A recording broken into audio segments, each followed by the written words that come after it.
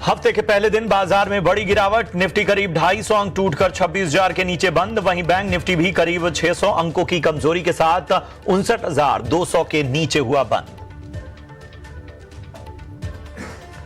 Indigo की उड़ानों पर आज भी संकट बरकरार। शेयर 9% से ज्यादा टूटा। राज्यसभा में एविएशन मंत्री का बयान, देश में और ज्यादा एयरलाइंस पर फोकस। लीजिंग के नियम आसान बने। वहीं डीजीसीए ने कारण बताओ नोटिस इंडिगो को शाम 6 बजे तक की डेडलाइन दी। डिफेंस और शिप बिल्डिंग शेयरों का आज निकला दम। BDL, Bharat electronics limited, HAL में 4 से 6% की गिरावट। गार्डन रीच शिपिंग कॉर्पोरेशन और मझगांव डॉक का शेयर 3 से 4% फिसला। सरकारी बैंकों में कमजोरी। पंजाब नेशनल बैंक का 4.5% फिसला। Bank of India, Canara bank, union bank में भी 3 से 4% का दबाव। एसबीआई भी करीब 2% कमजोर। रियल्टी शेयरों में भी कमजोरी। निफ्टी रियल्टी 3.5% लुढ़का। डीएलएफ, गोदरेज प्रॉपर्टीज, अनंतराज और प्रेस्टीज का शेयर 5 से 6% फिसले। लोढ़ा, शोभा और ब्रिगेड में भी 3 से 4% की गिरावट। फिनो पेमेंट्स बैंक में भारी बिकवाली। शेयर करीब 10% टूटा। कंपनी को आरबीआई से स्मॉल फाइनेंस बनाने के लिए मंजूरी मिली।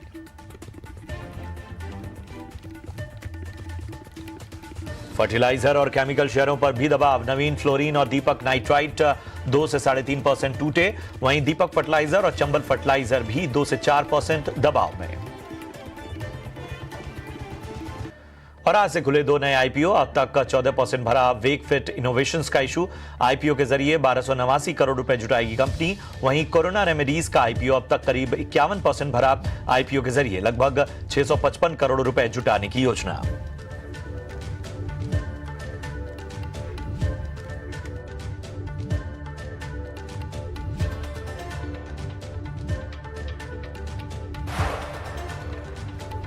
अब 200 अंक टूटकर 25,950 के पास बंद हुआ निफ्टी और 550 अंक टूटकर 59,250 के नीचे बंद हुआ बैंक निफ्टी। आज अगर हम ब्रॉडर मार्केट की बात करें तो यहां पर भी बिकवाली जो है पूरी तरह से हावी होती हुई नजर आई। लगभग 2% मिड कैप टूटा तो स्मॉल कैप में भी जो गिरावट थी उसका दायरा बढ़ता हुआ नजर आया और यहां पर लगभग 2.5% की गिरावट देखने को मिली।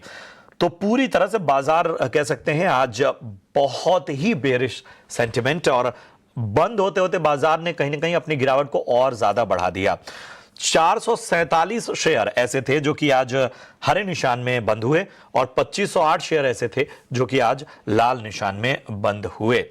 निफ्टी के गेनर्स की बात करें तो टेक महिंद्रा, विप्रो, एचसीएल और रिलायंस बहुत ही हल्की तेजी यहां पर देखने को मिली। गिरावट जो रही वो इंटरग्लोब एविएशन में 8.5% टूटकर निफ्टी का टॉप लूजर बना। BEL, JSW steel, Nestle, eternal और श्रीराम फाइनेंस में 2.5 से 5% तक की गिरावट देखने को मिली। तो ये था बाजार का पूरा ब्यौरा। और हरीश जी, टेक्निकल लेवल पर सबसे पहले आपसे राय जानना चाहूंगा। हमें बताइए 26,000 का लेवल टूट गया है, 25,800 का लेवल अभी भी इंटैक्ट है और निफ्टी की बात करें तो यहां तो गिरावट ज्यादा ही रही। क्या रणनीति रखी जाए? Very good afternoon Prashant ji. बिल्कुल अगर देखा जाए तो हफ्ते का शुरुआत बिल्कुल खराब रहा मार्केट के लिए। देखिए, सरप्राइजिंग था कि मार्केट इतना वीकनेस आज दिखाई दे रहा था, क्योंकि फ्राइडे के दिन देखा जाए तो एक अच्छी तेजी के साथ मार्केट्स बंद हुए थे। लेकिन देखा जाए तो वीकली में एक इंडिकेशन दिखाया था कि मार्केट्स थोड़ा वीकनेस हो सकता है आज के ट्रेडिंग सेशन। जिस तरीके से वीकली कैंडलस्टिक में देखा जाए तो एक हैंगिंग मैन का फॉर्मेशन बनाया था टेक्निकली, तो उसके चलते कहीं ना कहीं इंडिकेशंस दे रहा था कि मार्केट्स हो सकता है थोड़ा वीकनेस हो सकता आने के लिए दिनों में देखने मिल सकता है। और अगर टेक्निकल लेवल्स की बात करते हैं तो 29,850 का जो है एक इमीडिएट सपोर्ट जोन है, उसके नीचे पर चल रहा है तो मुझे लग रहा है कि और थोड़ा वीकनेस एक्सटेंड होते हुए नजर आ सकता है, जहाँ पे नेक्स्ट लेवल्स बनेंगे 25,650 से और नीचे के लेवल्स देखने मिल सकते हैं। तो निफ्टी कहीं ना कहीं एक कोशिश अप्रोच के साथ लेना चाहिए, क्योंकि 25,850 का अहम लेवल है, उसके नीचे और थोड़ा बिकवाली देखने मिल सकती है। हाउएवर आज के ट्रेडिंग सेशन में देखा है तो बिकवाली के चलते पीसीआर जो जितना ऑलमोस्ट 0.65 के आसपास आ चुका है, जो इंडिकेट कर रहा है कि थोड़ा सा ओवरसोल्ड है आज के ट्रेडिंग के हिसाब से। तो हो सकता है कि कल के ट्रेडिंग सेशन में एक स्लाइटली कंसोलिडेशन हो सकता है, मार्केट्स में एक माइनर अपटिक देखने मिल सकता है। लेकिन ओवरऑल चार्ट सेटअप देखा जाए तो थोड़ा वीकनेस हो सकता है इस हफ्ते में, और 24,850 इमीडिएट सपोर्ट है कल के ट्रेडिंग सेशन के लिए। और ऊपर की ओर देखा जाए तो 26,000 का जो आंकड़ा है उसके ऊपर निकलता है तो 26,100 के आसपास नेक्स्ट रेजिस्टेंस दिखाई दे रहा है। तो बैंक निफ्टी की बात करते हैं, बैंक निफ्टी अभी भी 20 डे मूविंग एवरेज के आसपास होल्ड करते हुए नजर आ रहा है, जो कि ये 59,000 के आसपास है। तो उसके नीचे फिसलता है तो बैंक निफ्टी में भी थोड़ा बहुत बिकवाली देखने मिल सकती है। ओवरऑल 59,000 के आसपास बैंक निफ्टी के लिए सपोर्ट है। ऊपर की ओर रेजिस्टेंस देखा जाए तो 59,800 से 60,000 के आसपास रेजिस्टेंस देखने मिल रहा है बैंक निफ्टी के लिए।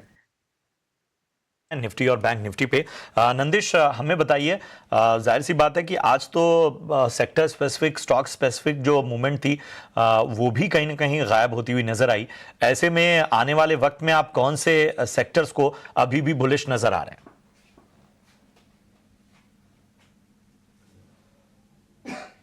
और मुझको लगता है कि over the medium to longer term अभी भी काफी सारे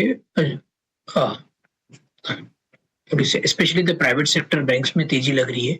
अब सिलेक्टिव एनबीएफसीज भी काफी अच्छे से करेक्ट होके वहां से भी एक अच्छा खासा बाउंस बैक दिखाई दे रहा है। लाइफ इंश्योरेंस इंडस्ट्री में भी एक अच्छी खासी तेजी बनाई रखी चाहिए।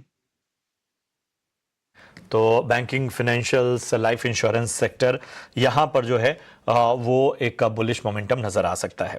चलिए बढ़ते हैं आगे और इन सब के बीच में अब जरा आपके सवालों को शामिल करते हैं। सुरेश कुमार का सवाल लेते हैं हरियाणा से, और इनके पास आइनॉक्स विंड का शेयर पड़ा हुआ है और इन्होंने 160 के भाव पे खरीदारी की है। नुकसान यहाँ पर इनको होता हुआ, बताइए क्या करना चाहिए हरीश जी? आइनॉक्स विंड में 160 की बाइंग है। प्रशांत जी, अगर देखा जाए तो स्टॉक कुछ दिनों से लगातार एक डाउन ट्रेंड में है, और जो इमीडिएट सपोर्ट से 128 वो आज के ट्रेडिंग सेशन में उसके नीचे क्लोजिंग दिया है पहली बार, अगर देखा जाए तो फरवरी के बाद। तो हो सकता है कि और थोड़ा वीकनेस देखने मिल सकता है आगे आने वाले दिनों में, जहाँ पे नेक्स्ट सपोर्ट दिखाई दे रहे हैं 120 से लेके नेक्स्ट उसके नीचे 110 के आसपास। तो हो सकता है कि और थोड़ा वीकनेस एक्सटेंड हो सकता है, क्योंकि जिस तरीके से एक अहम सपोर्ट था 128 का, उसके नीचे ट्रेडिंग कर रहा है स्टॉक प्राइस। तो ओवरऑल मुझे लग रहा है कि और थोड़ा वीकनेस हो सकता है। तो फिलहाल के लिए मेरा राय रहेगा कि इनको बने रहना चाहिए, क्योंकि जिस तरीके से वीकनेस है बिल्कुल एक्सटेंड हो सकता है, लेकिन लॉन्ग टर्म पर्सपेक्टिव से मुझे लग रहा है कि इनका ऑलरेडी नुकसान में है। मुझे लग रहा है कि नीचे लेवल्स आए तो मिले तो 110 के आसपास वहां पे थोड़ा बहुत एवरेजिंग करने के लिए कोशिश कर सकते हैं आइनॉक्स विंड में। ठीक है, तो ये है रणनीति आपको आइनॉक्स विंड पे। अभिषेक गिरी हैं भोपाल से और आइनॉक्स ग्रीन पे राय जानना चाहते हैं। आज आइनॉक्स के शेयर्स काफ़ी लोग पूछ रहे हैं और इन्होंने आइनॉक्स ग्रीन में 175 के भाव पे खरीदारी की है। 100 शेयर हैं इनके पास और फिलहाल फायदे में है, लेकिन हालांकि आज स्टॉक 4.5% टूटता हुआ। बताइए, पूछ रहे हैं कि आगे लॉन्ग टर्म में क्या फ्यूचर है? नंदिश, आइनॉक्स ग्रीन क्या राय बंगी? स्क्रीन हमारे कवरेज में नहीं है तो मैं इस पर व्यू नहीं दे पाऊंगा। चलिए ठीक है, दीपक का सवाल लेते हैं। उससे पहले आइनॉक्स ग्रीन पे हरीश जी से राय ले लेंगे। हरीश जी, आइनॉक्स ग्रीन आप ट्रैक करते हैं, बताइए क्या सलाह होगी? 175 की बाइंग है। प्रशांत जी, अगर देखा जाए तो सितंबर से लेके एक अच्छी तेजी देखने मिल रही थी आइनॉक्स ग्रीन में। तो ऑलमोस्ट टॉप प्राइस 280 के लेवल टच करके वहां से करेक्शन करेक्टिव फेज में है फिलहाल के लिए। मुझे लग रहा है कि जो करेक्टिव फेज है और थोड़ा एक्सटेंड हो सकता है 180 185 के आसपास, लेकिन वहीं पे मुझे लग रहा है कि एक अच्छे स्ट्रॉन्ग ट्रेंड सब ट्रेंड लाइन के सपोर्ट दिखाई दे रहे, जहाँ पे स्टॉक प्राइस यहाँ इसी लेवल से ब्रेकआउट के बाद एक रैली देखने मिल रही थी। मुझे लग रहा है कि 180 185 के आसपास एक स्ट्रॉन्ग सपोर्ट है। अगर इनको एवरेजिंग करना है तो वहां पे एवरेजिंग कर सकते हैं। ऑलरेडी इनको मुनाफा है, तो मुझे लग रहा है कि रिवाइज स्टॉप लॉस मेंटेन करें 170 के आसपास। 170 के नीचे थोड़ा वीकनेस हो सकता है, लेकिन मुझे लग रहा है कि 180 185 के आसपास स्ट्रॉन्ग सपोर्ट जोन है, वहां पे चाहे तो थोड़ा एवरेजिंग के लिए भी सोच सकते हैं। लेकिन स्टॉप लॉस अगर जरूर मेंटेन करना चाहिए इस वाले मार्केट्स में, जहाँ पे 170 का मेंटेन कर सकते हैं लॉन्ग टर्म पर्सपेक्टिव से भी। ठीक, तो सपोर्ट लेवल भी आपको बता दिए गए। दीपक रायपुर से सवाल आप पूछ रहे हैं और इप्का लैब पे राय जानना चाहते हैं नंदिश, और इनके पास 1428 इस भाव पे इन्होंने खरीदारी की हुई है। 400 क्वांटिटी इन्होंने ली हुई है और इनको चूंकि फायदा हो रहा है तो पूछ रहे हैं कि क्या करना चाहिए इप्का लैब्स में। नंदिश, होल्ड करना चाहिए अगर उनका व्यू लॉन्ग टर्म है। इसमें हमारा प्राइस टारगेट अराउंड 1600 है। तो अगर मैं जब भी उनकी जेनरिक सेगमेंट की बात करता हूं तो वहां पर उनका अच्छा खासा प्रोग्रेस दिखाई दिया है। प्लस उनका जो उन्होंने कंपनी जो रिसेंटली टेक ओवर की थी which is Unichem laboratory is likely to get started integrated in the next 12 to 15 months. तो वहां से भी अर्निंग्स आना चालू हो जाएगी.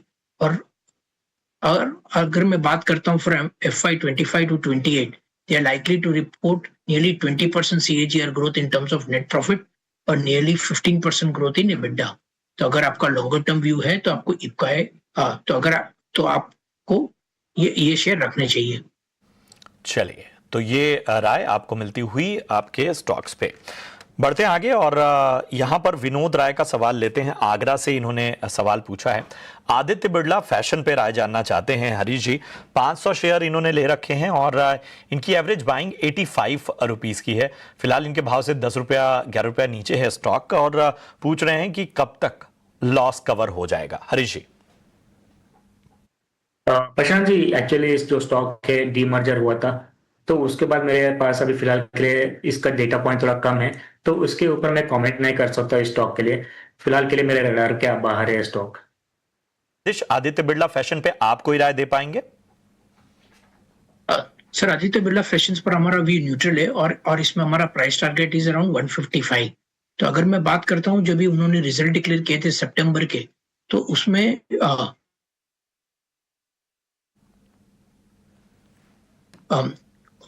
almost flat 40% down थे just because there was higher lease related cost. So यहाँ से ऐसा लगता है कि second half can be better for Aditya Birla Fashion just on the back of a good wedding season and what is the lowering of GST transitions. So यहाँ से अगर उनका longer term view है तो एक बार उनका cost आता है तो निकल जाना चाहिए. चलिए, तो आपको एक विस्तृत नजरिया आदित्य बिरला फैशन पे एक न्यूट्रल व्यू फिलहाल नजर आता हुआ. बढ़ते आगे. निशिकांत ठाकुर का सवाल लेते हैं. IRFC पर राय जानना चाहते हैं. इनकी खरीदारी का जो स्तर है वो 152 है और फिलहाल 4389 का इनको नुकसान हो रहा है. आज भी स्टॉक जो है लगभग 3% टूटता हुआ नजर आ रहा है. बताइए हरीश जी, क्या करना चाहिए? IRFC में 152 की बाइंग है. प्रशांत जी, बिल्कुल अगर देखा है तो रेलवे स्टॉक्स में कुछ दिनों से लगातार गिरावट देखने मिल रहा है तो कई बड़े से कंसोलिडेशन में स्टॉक्स है. अगर IRFC की बात करते हैं, IRFC पे ऑलमोस्ट एक डाउन ट्रेंड में देखा जा रहा है. तो मेजर मूविंग एवरेज की बात करते हैं तो सारे मेजर मूविंग से नीचे ट्रेड करते हुए नजर आ रहा है फिलहाल भी. तो सपोर्ट्स की बात करते हैं तो सपोर्ट्स में देखा जाए तो IRFC के लिए ऑलमोस्ट 105 लेवल जो है एक अहम लेवल रहेगा क्योंकि ऑलमोस्ट इसी लेवल से हमने एक शार्प रिकवरी देखने मिल रहा था स्टॉक में. तो 105 के स्टॉक के साथ अभी फिर बनाए दे सकते हैं क्योंकि जिस तरीके से कंसोलिडेशन में स्टॉक प्राइस थोड़ा टाइम लग सकता है इनको एक बड़ा अच्छा रिवर्सल देखने में. लेकिन सपोर्ट्स की बात करते हैं तो 105 के आसपास दिखाई दे रहे IRFC में. तो ये है आपको एक रणनीति मिलती हुई IRFC पे. अमित दास का सवाल लेते हैं और इनका सवाल है BEL भारत इलेक्ट्रॉनिक्स लिमिटेड पे. और आज तो जो डिफेंस के शेयर हैं वो किस तरह पिटाई हुई है. हालांकि अच्छी चीज ये है कि इनकी बाइंग 257 की है तो फायदे में है यहाँ पे. बताएं नंदिश, क्या करना चाहिए? थोड़ा बहुत मुनाफा बांध लेना चाहिए या अभी आपको लगता है कि लॉन्ग टर्म के लिए यहाँ पर बने रहा जा सकता है? लॉन्ग टर्म पर डिफेंस पर हमारा व्यू पॉजिटिव है और भारत इलेक्ट्रॉनिक स्पेसिफिकली पर हमारा प्राइस टारगेट इज अराउंड 500.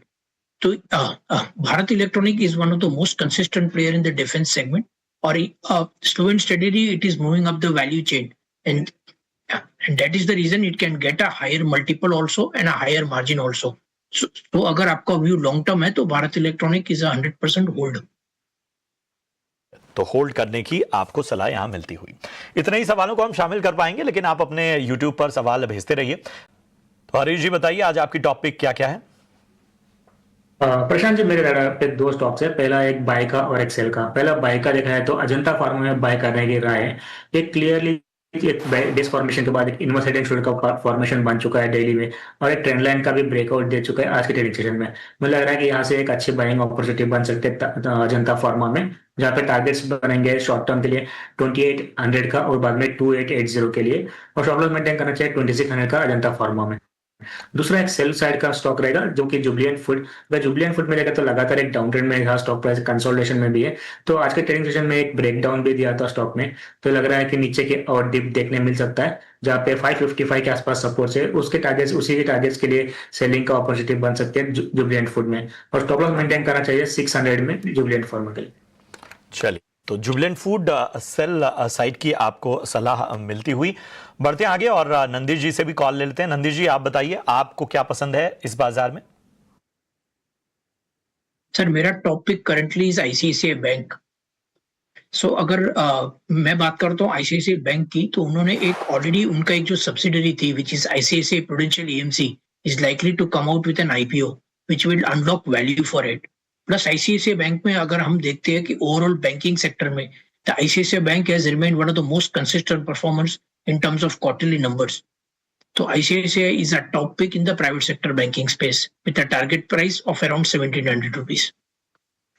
चलिए, आईसीआईसीआई बैंक 1700 के लक्ष्य के लिए लंबी अवधि के हिसाब से खरीदारी की सलाह। शुक्रिया करेंगे नंदिश, बहुत बहुत धन्यवाद हरीश जी आपका भी इस चर्चा में जुड़ने के लिए और दर्शकों का मार्गदर्शन करने के लिए।